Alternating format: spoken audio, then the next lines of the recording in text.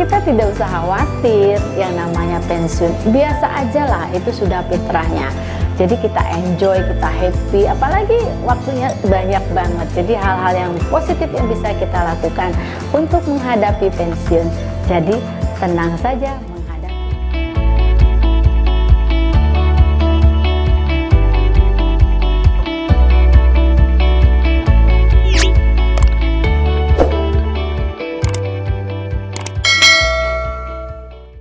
Bismillahirrahmanirrahim. Assalamualaikum warahmatullahi wabarakatuh. Apa kabar sahabat semua? Semoga dalam keadaan sehat walafiat. Kali ini saya akan membahas tentang pensiun, lagi-lagi tentang pensiun. Apakah ada kekhawatiran pensiun? Kenapa harus khawatir?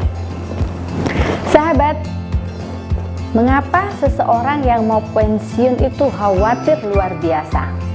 Biasanya ada beberapa sebab yang membuat beliau atau orang-orang tersebut khawatir. Pertama adalah mereka tidak tahu apa yang harus mereka lakukan setelah pensiun.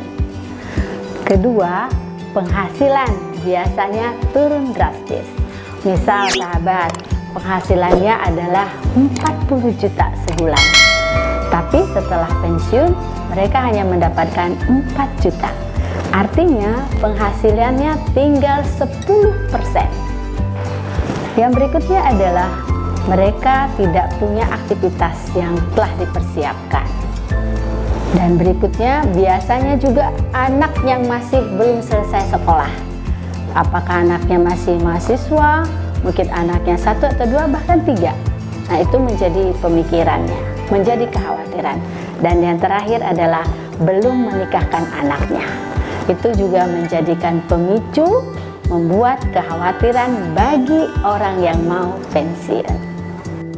Solusi dari kekhawatiran itu, nggak usah khawatir lah. Memang sudah saatnya kita pensiun, namanya ASN. Kalau eselon 1 dia 60 tahun, jadi nggak usah khawatir. Nah, yang harus kita persiapkan adalah pertama adalah waktu untuk menghadapi pensiun tersebut. Kedua, dari sisi keuangan. Ketiga, dari sisi kegiatan. Yang keempat adalah psikologisnya. Sahabat, bila kita lihat persiapan untuk pensiun dari sisi waktu, misal kita akan pensiun pada tahun berapa, nah kita hitung nih 3 atau 4 tahun atau 2 tahun lah sebelum kita pensiun, kita udah spare waktunya mau ngapain kita setelah pensiun tersebut. Jadi kita harus mempersiapkan waktu dari awal, sudah kita siapkan. Kedua adalah keuangan. Tentunya setelah kita pensiun tadi berkurang 10% ya, tinggal 10% ya. Nah, kita harus mempersiapkan kira-kira dengan anggaran 10% itu apa yang harus kita lakukan. Berarti kita tingkat konsumtif dan lain-lain sudah kita harus pikirkan. Berikutnya adalah persiapan secara psikologis atau mental. Kita tahu bahwa memang kadangkala kita sendiri yang merendahkan, membuat diri kita, aduh saya udah mau pensiun nih, aduh saya udah tinggal pensiun nih, jadi nggak bisa ngapa-ngapain. Artinya kita sendiri yang mau menjatuhkan mental kita. Oleh sebab itu ya kita harus kuat lah. Yang namanya pensiun itu sudah fitrahnya, hanya tinggal kita memanfaatkan atau cara kita menjaga diri kita supaya kuat terhadap kondisi tersebut. Sahabat, yang berikutnya adalah jaringan. Apa itu jaringan? Selama kita bekerja, kan pasti kita punya teman, punya hubungan. Ya selama ini kita berteman. Oleh sebab itu, pupuk silaturahmi ini.